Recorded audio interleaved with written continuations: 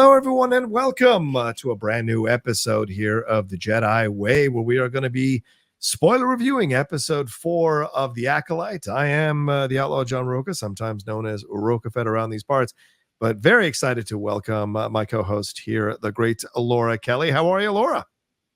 I'm good, John. I was just giggling because I don't know if I've ever noticed that in our new intro, like Kevin looks so angry. Like you Yeah. and I have these like little smiles on our face and he's like fair. It's just as funny. I like it. He's also in like a hood, so it kind of works. I don't know, but it's good time. Sadly, we're missing him again this week, but hopefully we'll have him back next week and we can get his thoughts on episodes 3 and 4.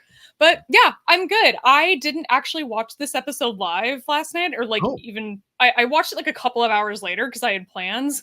And given like what I've had, like my thoughts on the show so far, I kind of didn't feel any need to cancel plans to like watch it right at 8, which is actually kind of nice. It's like it's sort of I'm starting to think like we'll get to Star Wars Celebration and there'll be like one of those early morning 10 a.m. panels for this show, and I'm like, I don't have at this point, man, I don't have to go to that. Like I'm good. I can sleep in that morning, I'm thinking.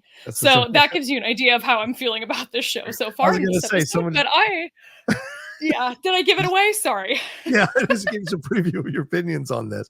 By the way, shout out, is this a new haircut? This is is this your summer cut? You're like the second person this week to say this to me, actually. Yes. No, I think what the issue is that my hair I was getting it lightened before, and then I realized that that's been really, really damaging to my hair. So now it's just growing out. It just kind of like looks shitty on top, but I think that's what people are noticing now, why it looks different. So bear with me while it grows out. Yeah, it's getting a little bit icky. I thought it was the bottom area. That's what I was going to say. No issues with the top, but your hair is your hair. I respect it. All right, let's get into this one here, Laura. As I said, episode 4. This is a spoiler, so if you haven't seen it, go and watch it, come back, or if you don't care, as Laura's starting to maybe slide in that territory, then stick around because we're going to spoil the hell out of this thing. It's called Day. This is the second episode we've gotten that are one-word titles here, as we had Destiny last week, Laura, and Day this time. We had 2-word titles that were juxtaposed there in those first 2 episodes. So an interesting decision here over these last 2 episodes, rather. It's written by Claire Keekel and Cor Adana, directed by Alex Garcia Lopez as well. And this one basically is focused on getting to Kelnacca, the Wookiee Jedi there on Kofar. We have 2 sides of people going at it. We have May and Chimere, who are going after him to complete this thing, to kill the Jedi and her mission, and she's kind of hesitant about it. He's pushing her along, and we get that big reveal at the end. On the other side, we've got Sol and Yord and Jeki and Osha, along with the new guy, Basil, there joining us to go after Kelnacca, to defend Kelnacca, and possibly bring May back to the light side. So we end with this massive reveal, which it basically seems like Chimere might be Darth Jaws there, or whatever you want to call Darth there, with the teeth on his helmet. But your thoughts on this episode overall before we get into the specifics here, Laura? First of all, I've heard him referred to as Smilo Ren on Twitter, which I absolutely love. That's great. I don't know who originated that, but brilliant. I would love to potentially adopt that on this show. This might be how I refer to him or her. Question mark. I don't know. The person's fingers at the end are kind of meaty, which makes me think that it's like they're like kind of short and stout. Makes me think that maybe this is potentially a dude. But up until this point, before I noticed that, I actually was thinking this might be a woman because the shoulders are kind of slim. Like this person's build, they're not particularly like broad in the shoulders. So I don't know. At this point, I'm still unsure. But backing up into overall thoughts. Yeah, I went through probably 90% of this episode just being like I'm still just like needing that hook to like hook me on this show, because I am still so indifferent. Like, it's not good, it's not bad. I just am indifferent to all of it. Yeah. Like, I don't have any real strong connection to any particular character, story.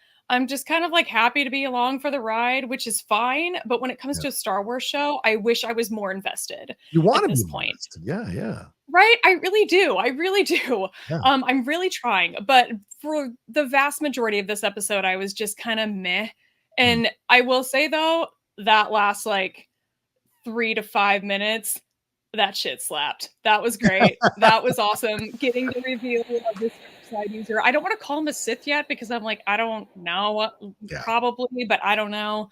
But that was cool, actually. And I actually don't mind the very end where the cut to black is the Jedi flying back and it's sort of an abrupt ending. I think I've now gotten used to the abrupt ending. Okay. And now I've just come to accept that this is what more than likely what we're going to get most weeks while the show is airing. But this one actually worked for me. I thought it was kind of cool. I have a feeling we're probably not going to pick this story right back up in episode 5. Oh, maybe. Fortunately, I kind of wish we do, but we would. But I think that we're probably going to like back up again and maybe do another episode in the past. I don't know, but that's where I'm at. 90% of it was still pretty meh.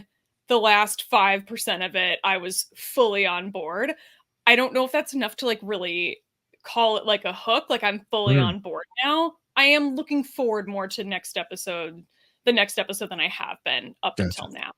But where do you stand on this? Or I mean, are you overall like? I feel like you're overall liking the show so far. Are you not? Yeah, I was up until this episode, and you know, really? I got the first 4 episodes ahead of time, obviously, but this was the most disappointing episode for me of the first 4. And if you guys want to watch me watch it in real time, my reaction is up on the channel after you watch this review. But like, you can see that immediately, like, there are certain things, and I just got frustrated because I agree with you, Laura, in that, look, you can allow a show to maybe kind of figure itself out in a couple of episodes. Okay, character development, we got to put this together. There's a big deal. But the thing that I've kept that's been bothering me over the first 2 episodes rather, was that people were not taking it seriously enough within the world that they were creating. It felt low stakes. It felt a little lightweight. I could brush aside some of the young adult stuff or the teeny stuff or the CW stuff, whatever. I can brush that stuff aside because I get it. You got to serve masters in Star Wars. But like, to me, the story has to have meat. The story, if you're going to tell me that there are master Jedi being killed off and the Senate and the High Council, you're trying to hide it from the Senate and the High Council because you don't want to get the Jedi in trouble. I need to feel that tension all the time from everybody. Like, everybody has to dial in to what is happening. And this episode, coming after what I think was the best episode of the first 4 episodes, which was the 3rd episode, which really showed us some interesting new things in Star Wars. Not all of it canon officially yet, no matter what people want to scream from the rooftops, because we don't know what was actual truth and what wasn't truth and what was perspective last episode. I thought this episode was a bit of a letdown. I mean, you've got May and Osha seeing each other for the first time after 16 years, and you're going to have the shortest episode after that moment happening. And it doesn't make any sense to me because there could have been a lot of opportunities here to fill in what's been going on in those years since May supposedly died. What's Osha been doing? How did she join the Jedi Order? Why did she leave? You've been doing flashbacks or little visions already in the first 2 episodes. Why not have that be a part of the 3rd one? As far as the 4th one, the 3rd one's not a flashback. That's set that time, and that's what happened. It's a different situation. No one is remembering that, right? But the 4th one, there were opportunities, I thought, in this episode to have more on the ship with Chimere and May, where she's questioning what she's doing, where she's really frazzled by the fact that she's seen Osha and having more of a conflict of what she's doing. More with Osha, who off the bat is like, you know what, Jackie, y'all deal with this shit. This ain't my problem. The Jedi should handle it. I'm gonna go back to being a mechanic. Y'all be cool. Tell Saul I'm leaving. Nah, I mean, I bothered him enough, and I'm good. Peace out, y'all. And me and my droid are gonna happily walk away and have fun conversations with each other while my murderous sister is killing people and is working her way towards the guy who saved me on Brendak and whose Padawan I was. I'm just gonna walk away from this. So it's these little things that frustrate you when you're looking at the story, and it just I will say this till I'm blue in the face. I don't think this is fully Leslie Headland's fault. There's no way that Leslie wrote this and was like, yep, this is pretty badass Star Wars. I do think other people got involved, messed up the point of view here, and now we're getting this mishmash of low stakes combined with what we're supposed to think is a big deal in the killing of these Master Jedi. So, yeah, it was a frustrating episode on so many levels here, Laura, that I just was surprised at how much I was like, why why is this so lightweight? It's so obvious what's happening. Give it the oomph it deserves, Am I crazy? Yeah. I don't know. Yeah. Am I off base? You No, sensing but that? I do think it's funny that you're like disappointed by the fact that it was only a 34-minute episode, because when I opened Disney Plus and saw that, I was like, oh, thank God. Like, this is on the shorter end, which is not something that has ever happened to me with any Star Wars show. I'm always just like pissed off that The Mandalorian is just like, let's do a 24-minute episode. Maybe they won't notice that we're like barely trying here. Like, can you make it longer? But this one I was like, oh, bless it. That's great. Awesome. I can watch this twice and then go to bed. Yeah. I'm curious when it comes to when you say, you don't think Leslie Headland's to blame here, or are you thinking that this is like maybe some back and forth in the writer's room where things got a little weird, or are you thinking No. studio intervention here? I'm very clear in my opinion that this is studio what do you call it? Studio interference. And I think this is absolutely Filoni. And I think too many people want to come after Leslie Headland, who is a woman and who's gay, and they want to train their sights on her. And I think there are people who have an agenda with that, right? But I think if you're looking at this honestly, and you've watched Russian Doll and you've watched other things that she's been involved in, you look at this show and you go, this is a mishmash of styles that doesn't make sense. Now, it doesn't mean that creators can occasionally stumble, can't make mistakes, can't whatever, but these are so out of character for Leslie Headland that as a showrunner and as a creator that it doesn't make sense. Okay. Even Single Drunk Female, which by the way, I think is one of the best shows that sadly got canceled after only 2 seasons. She really laid some weight into a lot of the comedy that was going on, real human weight of the emotions and the journey she's going on as a recovering alcoholic, trying to put her life back together in these crazy situations of her life. There was a lot of weight to what was going on in those shows, but in that series rather. But in this, it just feels like somebody came in and goes, no, we need to have them have these fun little exchanges, and we need to have little playful stuff. And it doesn't mean humor can't be in Star Wars. It's important. It's the way humor is in Star Wars. It's the way it works to alleviate the tension of the bigger stuff, right? That's how good humor works in Star Wars. And there's humor that feels a little like the stuff with Basil and the droid spitting. Like, it's like, oh, okay, all right. And these are these things that you're like, what are you doing? Master Jedi are being killed. Put the right humor in here. Humor in a situational humor rather than gags. This is the difference in the approach. And so for me, that's what I keep getting caught up on. And I think Filoni has come in, and you can look at Ahsoka and you can look at this series and you can start to feel there are similarities. Because remember, Ahsoka started out strong with some potential. And then right around that 3rd or 4th episode, it started to turn. Right around Ezra being like, hey, what's up? Yeah, I've been hanging out here. How's it going? Sabine, what's down? Once that turn happens and there's no like, well, where have you been? Why have you checked out? What's happened? Then you start to lose the plot. And we saw how Ahsoka kind of fizzled out by the end. And I think the same thing is happening here. It's starting to, although it's made a good turn in what you said, Laura, the last 5 minutes were incredible. Is that the turn where the show now in the next 4 episodes is absolutely fantastic? Then that'll be great. But right now, after this 4th episode, I have a sense of trepidation because I think Filoni's gone in and messed with stuff. It made it more kind of younger in its approach and removed some of the stakes, because we know from all reports that we've heard behind the scenes that he doesn't like Andor.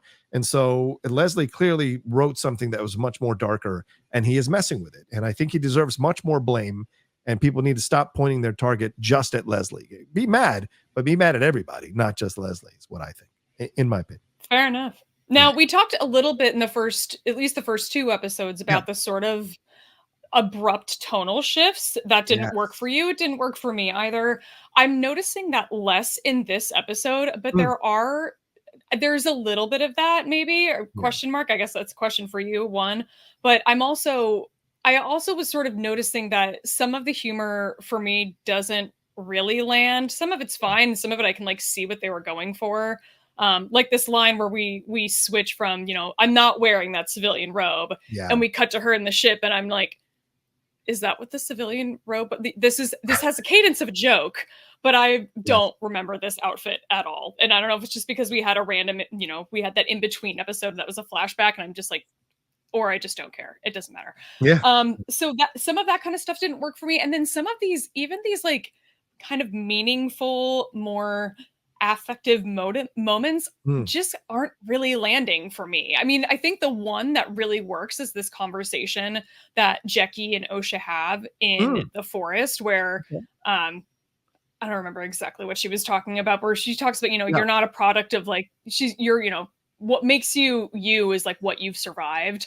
I thought that conversation actually worked really well. Some of the rest of these moments where I feel like they were like, they kind of thought they were doing something isn't working for me. In particular, this like conversation with Yord, where Osha is like, I'm going to need you to kill May if it comes down to it, because I know that I can't do it. I already hesitated once. Like, I need you to step in and do something. And the way that he sort of reacts to it, it just, some of it just doesn't work. He's like, oh, Soul brought you here to face, or he may have brought you here to face May, but he also brought you here to face yourself. Then we repeat that conversation later, and it's like, with Soul, where it's like, hey man, we spoiled that back there. Like, we don't need to do that again. Or if you're going to do it again, do something different here. I don't know. So some of these moments that I think really were supposed to be a little bit more moving just kind of didn't land for me. So I'm still having some of these tonal issues. Is any of that happening for you too? Or have you are you seeing past the tonal shifts at this point? No, I think they're becoming more pronounced, which I think is frustrating me as I look at this episode, because again, I feel like there were opportunities to dial into the harder, darker, more emotional stuff that's happening. Again, they haven't seen each other in 16 years. Osha should be having these these harder conversations with like Jeki and with Soul and with Yord. Even I didn't mind the Yord. I actually liked the Yord conversation because I thought they gave Yord finally something where he wasn't just the kid who brings the butt of the joke. Yeah, the butt of the joke, or the kid who brings the apple to the teacher every day. Like, he's actually cares about May. You can tell that he cares about about Osha. He cares about Osha. I've known you since you were a youngling.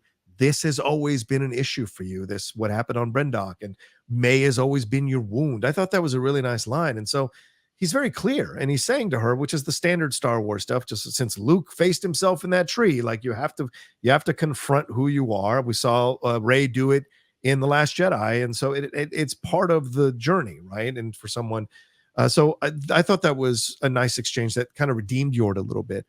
The Jeki stuff, what she said with her, I thought was interesting. We are not defined by what we lost, rather by what we survived.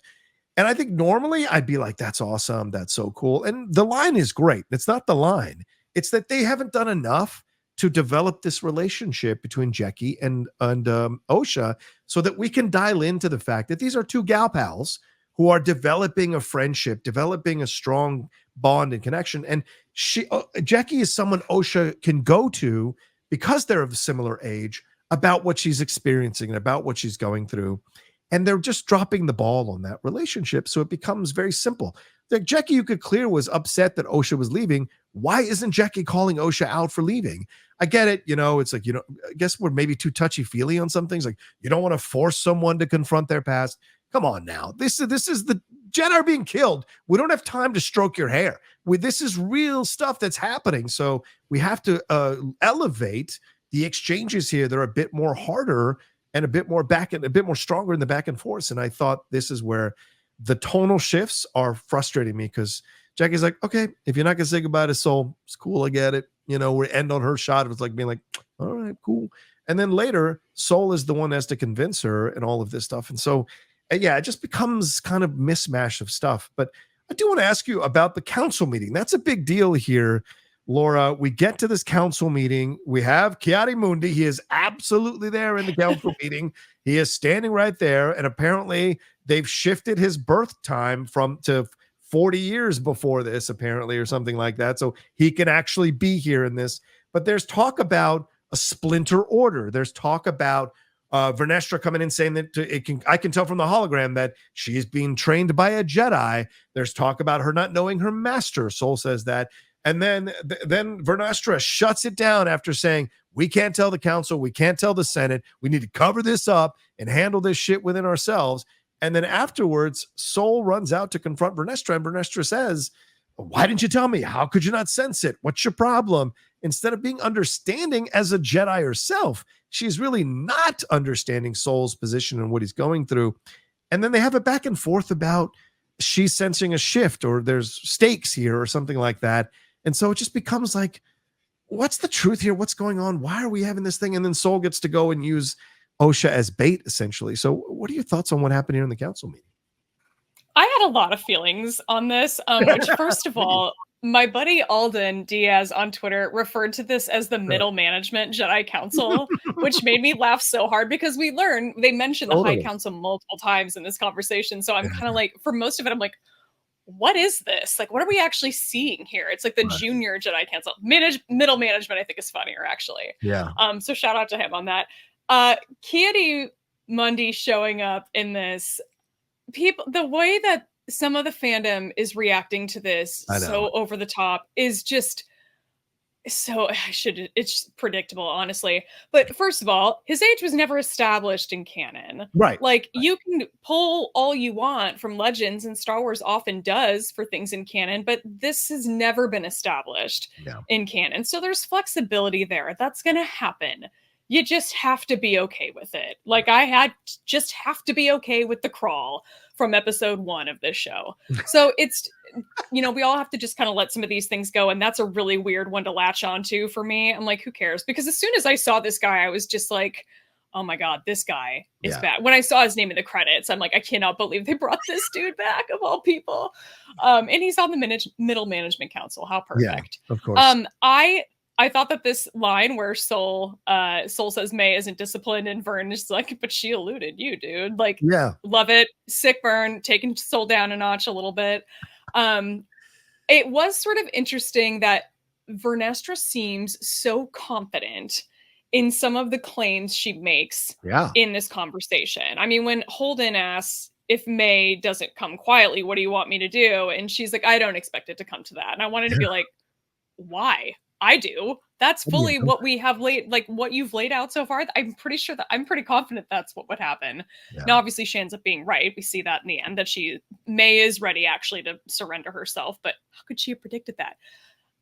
Answering my own question as I'm talking about it, because it comes down to it later in this conversation, where Soul argues that May isn't acting alone, and Vernestra fears that May is only a small part of her master's larger plan, a plan that is difficult to see, some sort of shift.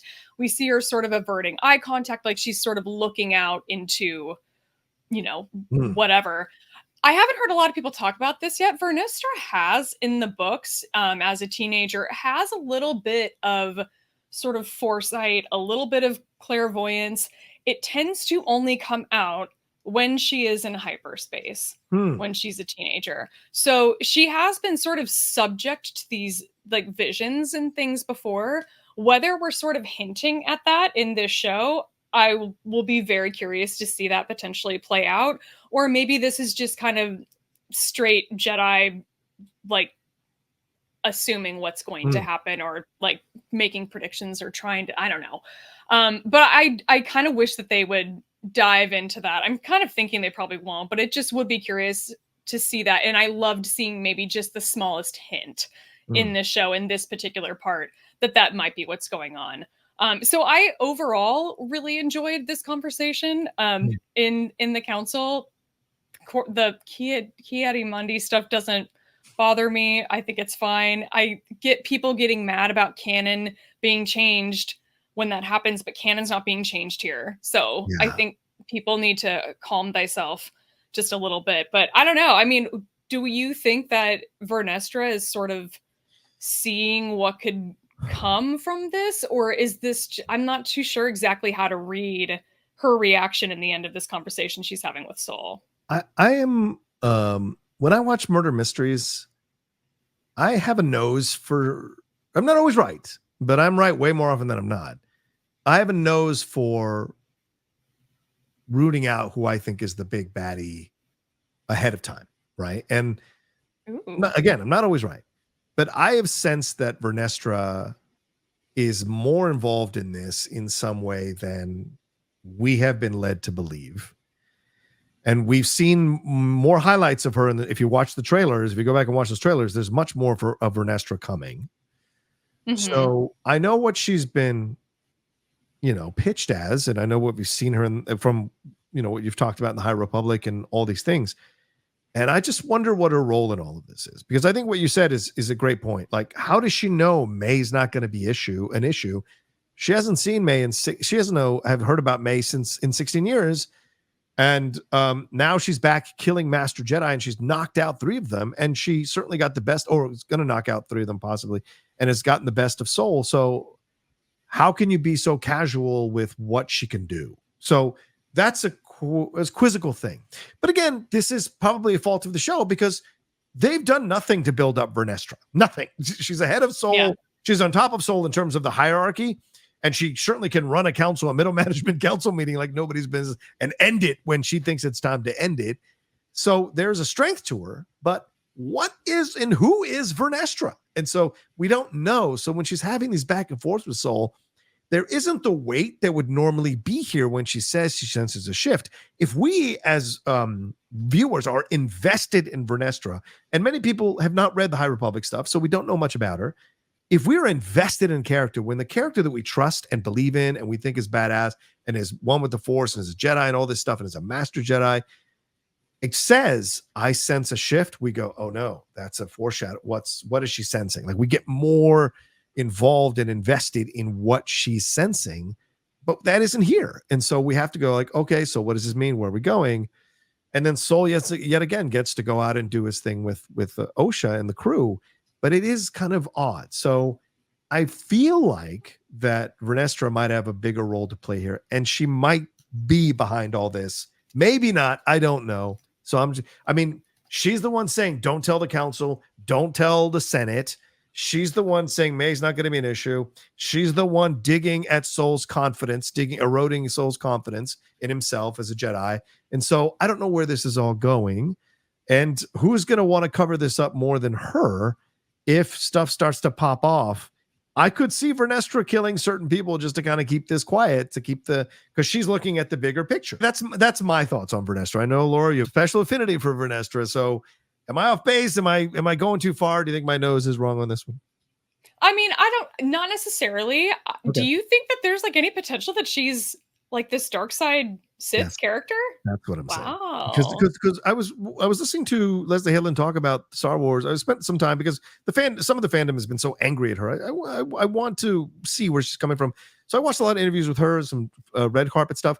She's made it clear that this is a 3-pronged thing. This is a master, an apprentice, and an acolyte. So I think Vernestra could be the master. I think Chimere clearly by the end might be the apprentice, and May or Osha is the acolyte, or they're both the acolyte, and this could be a Force dyad thing. But that's what I sense. So it could be her. I know other people think it might be Plagueis or whatever, but I don't know. I think it's so massive to go with Plagueis. You've already introduced Vernestra. You've kept her purposely kind of mysterious because you want this turn to happen. And people who are High Republic people are going to be upset, but a majority of people that haven't read High Republic might be more invested in it if you're just introducing this character now. So I don't know. But again, Laura, do you think I'm crazy? I'm off base. I don't know if I would use the word crazy. That sounds too mean. I think you're wrong. I'm trying to imagine the High Republic fandom, the absolute meltdown that would happen if that actually ends up happening. And I literally cannot imagine it. But that would be a twist though, right? Like, what a twist. Yeah. And you bring up Manny Jacinto in this, and he I'm sorry, the fact that they might have actually given away the fact that he's the big bad, in the trailer, in the first episode. There's no way. There is no way that every single person on the internet who would made that prediction on day one, for that to be your big, no way. He's a red herring for sure. Although I think your idea of him maybe he's not necessarily the big bad, but maybe he's an apprentice or something. Yeah. I feel like there could be something there, because there clearly is something more to him. His reactions and his I mean, he was just like way too quick to react and defend himself in that episode. I think it was episode 2. Yeah. When May actually kind of goes at him and attacks him in that narrow hallway, like his reaction time was pretty quick. Yeah. So there's something more to him in that. And he's also just acting really suspicious in this episode overall. Every single thing that he does and how he does it and how he says it, I'm just like, you're either like the red herring for sure, or you're just like a super suspicious dude. I don't know. Or there's like obviously an option D that I think none of us are probably thinking of. So we'll see. Yeah, hopefully. That's my exactly. I'm like, this you cannot make him the big bad at this point. I will just be so weirded out if that ends up being the case. I don't know. It's just yeah. I mean, Rebecca Henderson is, you know, Leslie Headland's partner. And wouldn't that be cool to like be able to gift your partner a fucking awesome role that would be a massive twist that people would be talking about for years to come? I'm not saying that she did that. I'm just saying she's good. Rebecca's a good actress. So maybe she felt like this, if I'm going to make this twist, I want to go with someone I trust and know can do the work, make this twist work. And so I just think there's little things that are kind of leading me towards that, but you're probably right. I'm probably way off base. But just some things, it would be odd to introduce a master like with the last 4 episodes that we haven't even met. Is there going to be time? Because we haven't seen their ability to really build the characters up of any of these characters. Is there going to be time to build up a now master Sith that has been hiding all this time from the Jedi and will be making his or her move now without us knowing about this person? And there's going to be enough character development for it to carry a big oomph or big bang. I don't know. I have questions. But what did you think of the twist? What of the turn rather of May all of a sudden deciding that she doesn't want to kill Kelnacca and that she wants to turn herself into Kelnacca, and that seeing Osha has changed her perception on all of this? What are your thoughts on that? I like it. Yes. Yeah. And I think that it makes sense that we would get this sort of turn at this point in the story before we see May's point of view, assuming that we will get that at some point of what happened that night. Right. I think even the little bit that we've seen of May, I think this works actually. I think that idea that she might kind of chicken out on this, which she sort of does here at the last minute. I mean, you can call it a come to Jesus moment. We can call it like the road to a redemption arc, sure, if you want. But I think that a big part of this is that she's just chickening out and just doesn't want to have to go through with this. And the fact that her sister is alive, she even says, like, this changes everything. I mean, this dude's been like holding this over my head. This has been the revenge I've been seeking, was for her death specifically. And yet here she is alive. I don't need to be seeking revenge anymore. I think it makes a lot of sense. I'll be curious to see where exactly it goes. But I think at this point in the story, it does kind of make sense. And I'll be very curious to see how her side of this actually does play out in terms of how much of that fire did she actually start, if any? Right. But I don't know. I mean, do you have any theories on where we're headed with this? Did this work for you, or was this just yet another tonal shift that you didn't think worked? Yeah, no, I think you're correct on this, that it makes sense for the shift to happen now, right? For her to turn on it. She's just seen her sister. So it works in terms of the deciding to do it here at this stage in the story. The problem is the buildup they've done in this episode to this moment is ineffective, so that this moment feels like it comes out of nowhere. And look, they tried to lay the groundwork with this with Soul, when Soul says to Osha, look, I want you to come with me. And she's like, oh, I'm going to be bait, right? And he's like, yeah, kind of. And she's like, oh, I'm fine with it. Yeah, let's go figure this out. But he also says to her, look, you've got to forgive May. There's good in May. Have faith in May. I don't know how he would know there's good in May. I don't know how he would know there's to have faith. I don't know where he's getting this from, but he's telling her, like, there's good in May. I sense there might be good in May. Maybe when he was freezing her there, trying to find out who her master was, he sensed something. So fine. He sensed something. So they lay the groundwork there. What I need to see is May struggling with the Osha appearance. Like there has to be stuff on. So I think this episode should have been 15, 20 minutes longer. I know Laura would have hated that, but I think it should have been where we see May, or they should have done better with the 30 minutes where we see May on the ship with Chimere, and she is really going through it. Like she is really going through, like, my sister's alive. It's been 16 years. Oh my God, what was she like? What, like, there's just a constant state of like really questioning what she's doing. And Chimere piloting the ship, saying to her constantly, like, no, you've got to still go after. Yes, she was fine, but you could tell she's Jedi scum. Like, don't forget the Brendak stuff. Don't forget what they did. Like, so there's more weight again with the back and forth, and she's struggling. So by the time we get to this, we get to the planet and get to this walk, there is a sense of, there is her constantly having issues with it, and we see her face having issues with it, so that when the twist happens, we don't see it coming. And when she turns on Chimere, we go, oh my God. And then we're cheering for her in a way, even though she's killed 2 Master Jedi and Carrie-Anne Moss, for God's sake. We are cheering for her because we see that she's been, in essence, in the thrall of these people. And so the twist is like, okay, good, awesome. And then when she's getting framed, we can actually feel bad for her that she's getting framed, because she is making the turn. She's realized that something is wrong here. And so I think that would have been interesting to see. So you're not wrong that the twist, I think, was a good time for it to happen. You're right about that. But I think the buildup to it, that should have been much more of an emotional journey and a much more of a struggle for her, so that when she makes the turn, she's making a defiant turn, and we're going to be cheering for her as we go into these 4 episodes, Right. It didn't feel earned, is what you're saying. I think that makes a lot of sense. I think you're right. Yeah, I think that maybe Soul saw something when he sort of had her force frozen and was doing a little bit of mind trick action, like may have felt something, but yeah, we didn't get quite enough. I think you make a really good point. That's a good point. I still like the kind of ordering. I'm glad that it's in this story at this point, totally. But I would have, like, having that extra scene of May sort of toying with this and coming to terms with the fact that, like, Osha is alive, going through that shock and us actually getting to see that would have made this moment feel a little bit more earned.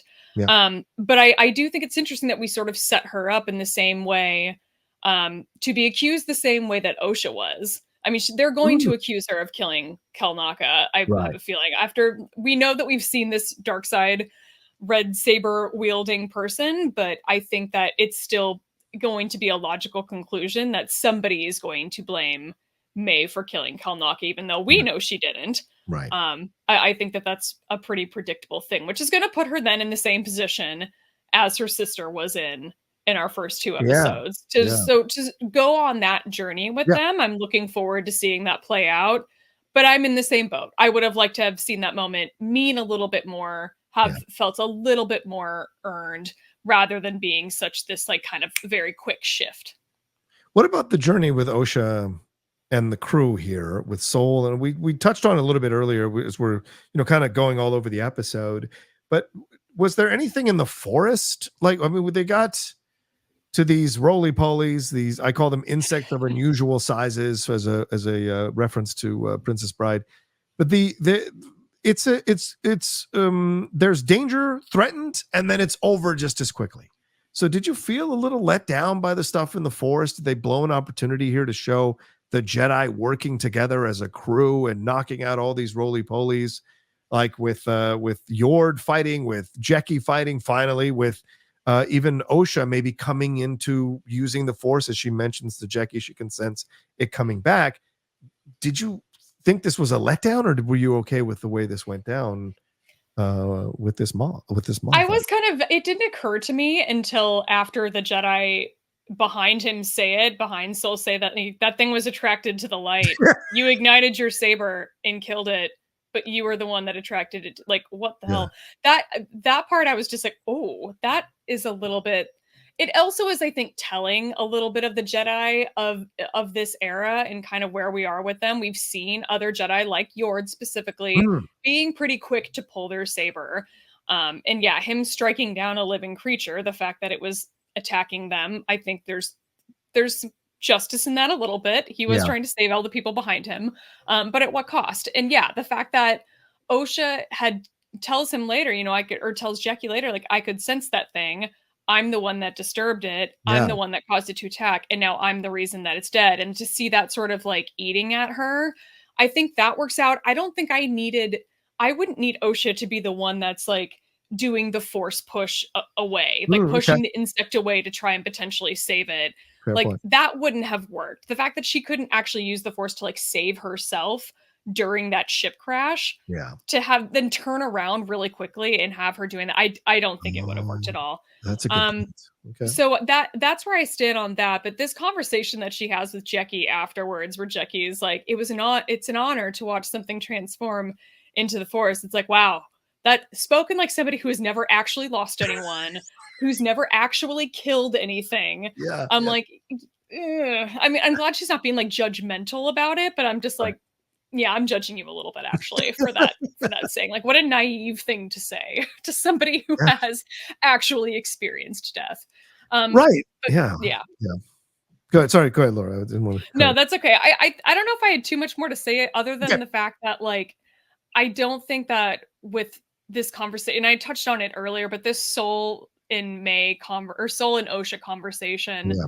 that sort of happens right after this is just another moment that I don't quite think works. So all Yeah. of it was an interesting thing to see. We actually got to see, I mean, sabers in action a little bit in this Yeah. episode, which I had a lot of fun with. But yeah, at the cost of possibly an innocent creature. I don't know. What were your thoughts on Yeah, yeah. this? I mean, just what I said earlier. I think it would have been a nice opportunity to see the Jedi at work and see them fight. And look, don't give me budget when it's $180 million show. Don't even come default to me with budget on that. Because depending on what we get in the next 4 episodes, you could have absolutely spent the budget to have these guys fight against and show how cool they are, and you make the audience care about the characters more and like the characters more, especially Yord, who could use a little redemption. You make them interesting, and Jackie, who hasn't done hardly anything, even in the training, she's training with the sticks, and it's like, I want to see her do something, and we're 4 episodes in, she doesn't have much, so let's see what you can do here. But I get it. Maybe they were like, well, we don't want to kill nature, and we're all touchy feely. So I get it. But like, I think there could have been something that could have worked here, because there was a menace to that thing coming at them really Oh strongly. yeah. But you're right. That conversation afterwards, you're just like, what? I'll finally tell May everything, and it's like, well, what do you have to tell her that you didn't know, and what's going on, and what do you know? Like, what do you know, Soul, that you're not telling? So that's the question too, because you were very clear when Osha woke up, as we saw in the last episode, that it was May who set the fire. May did all this. So what do you know now that's different that you're going to tell her, and to get clue Osha in on? And of course, before we see it happen, we see this Jedi come in, the Sith come in from behind here, and we are introduced to this fully. We're introduced to the power of this person. So let's talk about those last 5 minutes, Laura. You said it slapped, so please take it away. What did you think of the last 5 minutes? I know we don't. Honestly, I don't know how much I need to even get into it. I just thought that it worked. Okay. The fact that this thing kind of floats down like a Dementor, blurred out in the background. Yeah. I mean, it felt ominous, like even leading right up to it, where May is clearly sensing it from inside Yes, of you can tell. Kelnacca's home. We can see it on her face. We even see like the lighting gets darker. You start to see her breath coming out of her mouth a little bit. It's clearly not that cold. We've seen all these people walking through and not seen that yet, but it's when she's in that moment that we can actually see her breath in the cold air. I thought they built up to it in those final moments really, really well. And her sort of watching with those like very wide, very fearful eyes, and watching all of this happen from behind. I do think it's sort of surprising that when she saw this thing coming up behind Osha, that she didn't have a more protective reaction to that. But then again, we've got Soul there to kind of fill that role, and like a whole line of Jedi that are also there to kind of serve that purpose. So I guess it sort of makes sense. But yeah, the floating down and then the walking up slowly behind her with that like smiling, laughing helmet. Like, it's just, I thought it worked. I don't know. And the fact that the Jedi like then immediately light their saber and charge that way, like, very Attack of the Clones in the arena. It was really cool. And then to see that big sand blast again. Oh man, I thought it was cool. I thought it worked. It got me excited about this show for the kind of for the first time since it started, to be honest. But this really worked for me. I mean, did this work for you as well, or am I like am I overly excited? No, I mean, I think for me, the fact that it's connected to Chimere kind of undercuts it a little bit, but the it seems like it's connected to Chimere. Just people are like analyzing hand movements now of Manny Jacinto as Chimere versus the hand movements of this guy, and I'm like, oh wow, that's okay, that's interesting. But like to me, I liked this for what it was. I didn't actually like the cliffhanger ending that it went just right to black. And no offense if you did like it, Laura. Just for me, it was like, oh, this is why. Okay, all right, fine. Well, I guess we're gonna figure it out. And it's not about cliffhangers. Because I saw some people like, oh, it's like you've never seen a cliffhanger. No, we've all seen cliffhangers. It's about how you do the cliffhangers. That's the difference. And so some people are being inauthentic in responding back to that critique. And I to me, I thought this was great to see him. This the way they're introduced. I don't know if it's a him or her, but it seems like it could be Chimere. So I'll go with that. The way he's introduced coming in, that's forced levitation, which I think only the Sith can do. And you see from behind her, and you don't know. Like it feels to me a little bit when I watched it a couple of times here that it feels like Osha senses something, but she's not really sure yet what it is. But it's like in the back of her mind. So, because she's just still getting back to her force thing, so something is triggering her a little bit, and her eyes are wide in a way that is like, what is happening? So. And then we see the reaction from Soul, because Soul's the first one who senses something. And it's not the first time Soul has sensed something, by the way. So, because he sensed something on the planet Brendak. So, what is going on here? And so his react, but they don't run immediately. It's really odd. Like, Homie gets all the way up on Osha, and then only then when they attack does he like flip her over to here and then flip them off, basically in Hamlet. So it's interesting they don't immediately run to protect her. They wait till Homie gets real close before they make the move. So for me, it was exciting to see this. And as we're going into these 4 episodes, hopefully this is where the series turns. And now it's like the stakes are super high. Everyone now understands the drama and the danger here. So there's more weight to the exchanges, more emotion rather behind the back and forths and the lines that are going to be said here between the characters. And there's a lot less of the let's be playful while everyone's dying type of thing. So I did like the ending in terms of the way it went down. I wanted more of the after effect as a way to, and it kind of ended. Maybe May and that Sith Lord exchanging a look rather, and then that's where you go to black. I think that would have been interesting. Or her screaming like, no, something. So I just wanted something more there. So, but we'll see as we go into these episodes. Is there anything to say about the spirals being on Kelnacca's being in his place there? Is there anything about this, Laura, as we wrap up, that you think this is he just tortured by it? Because these are the spirals that were tattooed on the witches of Brendak. Do you think this is just him being tortured by it, or is there something more here? I don't know. I think this is very intriguing to me, though. I like this extra detail. If it is just him sort of being tortured by the past, I think that's fine. I wonder if there's more to it, because we, some of this footage that we've seen from trailers and promos of him attacking the Padawan, whatever, Torben, attacking him in some of that footage. Something happens with this, and I am so very curious to see exactly what it was. And this just kind of made me even more curious to see what exactly goes down. I wonder if maybe maybe one of these witches possesses him in some way, something just sticks. So I'll be curious to watch that play out. You made fun of the people who are sort of analyzing Manny Jacinto's hand movements and trying to compare it to this Sith character. I get that, but I will say that looking at that Sith's like hands and fingers, I think I mentioned like they're pretty meaty fingers. Like Manny Jacinto has very long, thin, spiny fingers. So it doesn't appear that this Sith is wearing gloves. It looks like that is actually flesh, potentially like burnt flesh? Question mark. I mean, see where we go with this. I don't know. Just saying. I don't know. So I don't, that's just yet another reason I don't think it's him. Mm. Just and like unless You he's don't think it's wearing like under, some under the helmet? weird gloves. You don't think it's him under the helmet? You don't think it's him No. actually? You think it's a red No, I herring? don't. I Fair point. don't. Yeah. I think that they want us to think that because they like Yeah. literally left him hanging in the forest and we're Right. supposed to just suspect that because he's not in the rest of this episode it's him. I don't think it's him. That's Yeah. too easy. Yeah, I don't.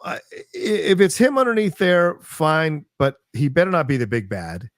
If this is the big bad, it's absolutely not him. I think this is a red herring, as you said, to make you think that this is, which is what you do in a good murder mystery. You make it seem like, oh, it's this person, especially halfway through. But you know, those of us who've watched these series, we go, wait, it's only halfway through. There's no way. There's more to come, for God's sake. So yeah, we'll see. We'll see as we go forward. So, any final words on this episode, Laura, before we wrap up our spoiler review here? No, I think that covers it for me. I'm happy to be back with the adults. You know, I didn't love spending so much time with the child actors in episode 3. Yeah. I know we're gonna get back to them. Yeah. It's fine, but I did enjoy sort of spending a little bit more time with the adult section of this Yeah. cast. Well, as I said, to me, this is the most disappointing episode of the first 4, but there was still good stuff in it. So so I have a little bit of hope. Hopefully, we've made some kind of turn, and we'll see in the next 4 episodes how this all goes down. But yeah, we'll see. We'll see. I hope. I live in hope, but you never know.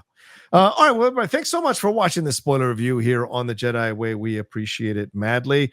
Please remember to subscribe to the channel down below, hit a like on this video, and tell us your thoughts. What are your thoughts on everything that Laura and I talked about? What's your speculation on who's under that helmet? What did you think about how everything was set up? The tonal smashing together that's happening here. Is there enough weight and gravitas to the stakes here, or do you think it's lightweight? Just let us know what you thought about all of it. Keep it civil, keep it polite. I will absolutely delete toxic comments. I have no problem doing that. So please don't do that. Don't waste your time because it's not going to be up there that long for anyone to notice. So please keep it civil and open to discussion. Just keep it open to have a fun conversation there down below. Laura, thanks again. Another fun episode with you breaking this thing down. Please let people know where they can find you and what you got going on and where you're guesting on right now to talk about Star Wars. Yeah, sure. Come find me on Twitter at shutup_Laura. You'll be able to find my spoiler-free review of Temptation of the Force, the new High Republic novel that recently came out. That is pinned to my Twitter profile right now, so you can find that there. If you're a High Republic fan, or if you're just interested in getting into the High Republic, Temptation of the Force is not the place to do it, but maybe my spoiler-free review will get you interested. I don't know. But if you want to find my podcast that I host with my friend Alice, it's called Force Toast, a Star Wars Happy Hour. You can find that on Twitter at Force Toast Pod. She and I will be catching up on the Acolyte episodes 3 and 4 in our next episode, which will be out this coming Tuesday. And recently I got to talk about Temptation of the Force with the show Jammed Transmissions. So you can find my conversation. We actually touched on the Acolyte as well. We talked a little bit about other random stuff too, like the bear, and just kind of what the state of Star Wars in general. But it was mostly about Temptation of the Force and the High Republic. So you can find that on the Jam Transmissions podcast feed as well. Awesome. Well, there you go. As for me, at the Rocha Says on Twitter, Instagram, and TikTok, the Outlaw Nation on Twitch. And of course, there's my reaction is up if you want to watch me reacting to this episode in real time. And our review of it is up from the Geek Buddies as well that you can enjoy as well. But we got a lot of content coming here on the Jedi Way with me, Laura, and Kevin. Hopefully by next week, he'll be back. And send some good thoughts out to Kevin, who's dealing with some personal family stuff, but also work stuff. So send him some love. And Kevin will definitely be back by the time we swing this around next week for sure. So, all right. Well, thanks everybody for joining us. And Laura, what do we have to tell them before we wrap up here? Always remember, your focus determines your reality.